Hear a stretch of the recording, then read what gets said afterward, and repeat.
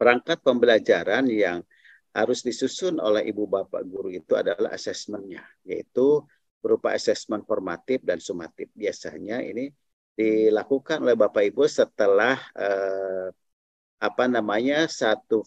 satu topik atau beberapa tujuan pembelajaran gitu ya, yang sudah ibu bapak tulis di dalam modul-modul ajar begitu.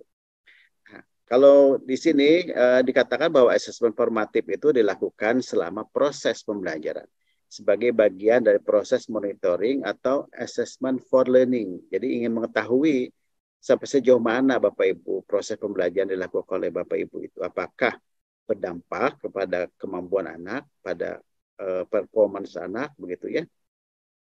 Dan refleksi atau assessment as learning.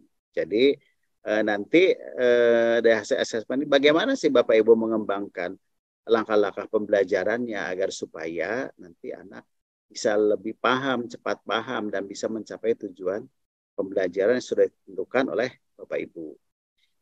Kemudian salah satu bentuk assessment as learning itu adalah self-assessment, yaitu peserta didik mengevaluasi diri sendiri. Apakah dia sudah paham nggak dengan materi yang diberikan oleh gurunya, gitu ya. Ini tentu saja berbeda-beda ya, tergantung dari mapelnya, tergantung dari apa yang diberikan oleh gurunya. Nah, itu bisa lakukan self-assessment. Hasil assessment formatif adalah improvisasi pembelajaran yang sedang berlangsung. Artinya, begitu dilakukan tes formatif, maka pada pertemuan berikutnya dan dilakukan atau dibuat modul ajar pada tujuan berikutnya, itu tentu saja harus ada improvisasi. Ya, apakah itu dalam bentuk tempat duduk, apakah itu medianya, apakah itu kegiatan pembukaan pembelajarannya, gitu ya. Harus ada improvisasi yang dilakukan oleh para guru.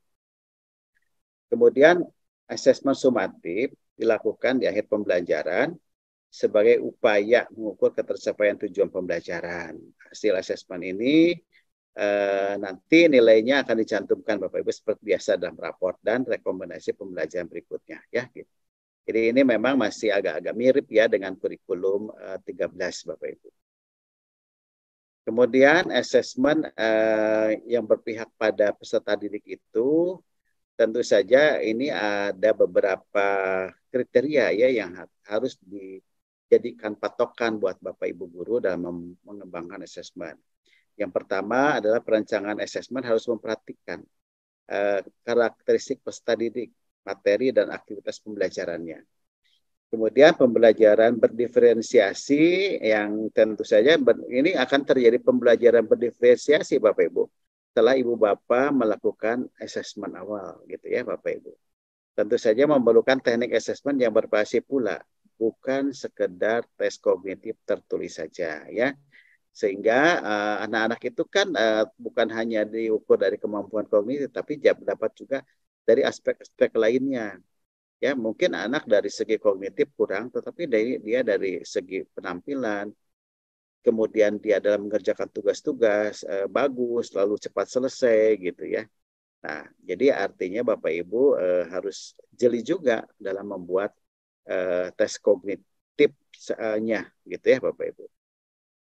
Kemudian menginformasikan dan melibatkan semua peserta didik dalam diskusi kriteria asesmen dan kesempatan melakukan self-assessment. Nah, jadi Ibu Bapak memberikan tawar-menawar atau bergening gitu ya. Nah, bagaimana nih agar supaya peserta didik juga merasa puas mencapai tujuan pembelajarannya dan guru juga merasa ada kriteria atau ada patokan gitu ya berdasarkan diskusi dengan peserta didiknya. Gitulah ya Bapak Ibu. Jadi tidak semata-mata dari guru saja dengan menggunakan teknik tertentu, rubrik tertentu gitu. Tidak begitu saja. Tapi Ibu Bapak harus membuat juga self assessment-nya agar supaya nanti anak juga merasa bahwa kemampuannya itu berubah, berkembang gitu ya. Tidak hanya guru saya yang mengetahuinya, tetapi anak-anak juga dia oh iya, saya belum paham tentang operasi hitung perkalian, operasi hitung pembagian, gitu ya, karena apa namanya dia belum memahami operasi penjumlahan dan pengurangan, misalkan begitu, ya. Nah, jadi dengan adanya self assessment siswa itu, siswa juga bisa bertanggung jawab. Artinya ya, oh iya betul ya saya apa namanya masih lemah di pada bagian-bagian tertentu gitu ya, dan belum sampai tujuan, sehingga guru juga tidak apa namanya tidak terlalu bisa disalahkannya. Kenapa? Karena ya itu sesuai kondisi real nyata begitu ya Bapak Ibu. Kemudian dalam merancang asesmen, asesmen harus dirancang, dilaksanakan, dan diproses dengan tujuan utama untuk kemajuan pembelajaran peserta didik, bukan memberikan stigma gitu ya dan mengklasifikasikan kemampuannya. Oh ini anak-anak pintar, ini anak yang sedang, ini anak yang kurang, bukan. Tetapi Bapak Ibu, baik anak yang kemampuannya kurang, sedang, dan kemudian bagus itu diklasifikasikan begitu, tetapi yang penting di situ ada kemajuan dari setiap kemampuan anak. Misalkan anak-anak yang sebelumnya belum bisa berhitung, belum bisa membaca dengan baik, dengan lancar, maka dengan proses belajar dilakukan oleh Bapak Ibu, maka itu dapat meningkat gitu ya, proses apa namanya kemampuan bacanya, kemampuan menulisnya dapat meningkat dari waktu ke waktu. Nah, itu udah keberhasilan gitu. Jangan dibandingkan dengan kemampuan anak yang memang dari awal sudah bagus dalam membaca atau berhitungnya gitu. Kemudian berikutnya alur merancang asesmen. Pertama bahwa di sini perlu adanya perumusan tujuan, memilih dan atau mengembangkan instrumen yang sesuai dengan karakter peserta didik. Nah, nanti kan Bapak Ibu banyak sekali gitu ya bentuk-bentuk instrumen yang bisa Ibu gunakan. Kemudian dikaitkan pula dengan tujuan dan rencana pembelajaran, kemudahan penggunaan instrumen, dan pemberian umpan balik, pengolahan, dan pelaporan hasil asesmen. Nah, teknik asesmen Bapak Ibu, mungkin Ibu Bapak sudah tahu ya ini, karena di K13 juga ada ini Bapak Ibu ya, yaitu observasi, mengamati apa namanya anak sedang mengerjakan tugas misalkan, mengobservasi anak sedang membacakan puisi, misalkan. Kemudian kinerja, ya, kemudian ada project, ada tes tertulis, tes lisan, penugasan, dan portofolio. Lalu pendekatan asesmennya itu ada menggunakan deskripsi kriteria, ada yang menggunakan rubrik, dan menggunakan interval nilai, Bapak Ibu. Nah, kemudian instrumen asesmen yang dapat digunakan itu ada berupa rubrik, ada capaian kinerja, ada checklist, ada catatan anekdot, dan grafik perkembangan kontinum. Ya, ini juga Bapak Ibu sudah dikembangkan ya di dalam K13 juga Bapak Ibu. Lalu ada juga asesmen yang khusus Bapak Ibu. Jadi ini didapatkan pada pendidikan kesetaraan di PKBM gitu ya. Di mana anak-anaknya ini kan tidak belajar secara apa namanya secara konservatif, dia masuk ke kelas dan sebagainya, tapi di anak-anaknya itu mungkin berada kelompok-kelompok masyarakat karena anak-anaknya itu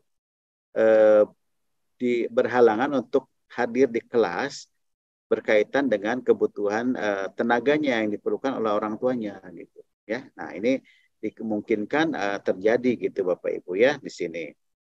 Apalagi di daerah-daerah terpencil atau di daerah-daerah yang apa namanya yang agak jauh ke sekolah tetapi dia dibutuhkan oleh orang tuanya, maka diperlukan adanya asesmen secara khusus ya, yaitu asesmen mapel dalam bentuk observasi, demonstrasi, tes lisan, tes tulis, portofolio, atau uji kompetensi pada lembaga sertifikasi atau kompetensi Bapak Ibu ya, atau dikatakan kesetaraan, pendidikan kesetaraan. Pada SMK terdapat bentuk penilaian atau asesmen yang khas yang membedakan jenjang lain, yaitu adanya kartu kompetensi, karena SMK itu kan perlu keahlian, ya, apakah dalam keahlian teknik, apakah keahlian dalam bidang pariwisata, apakah keahlian dalam seni budaya, gitu. Itu apa namanya perlu adanya apa salah satunya dengan kartu assessment ya, kartu kompetensi lah, kartu kompetensi.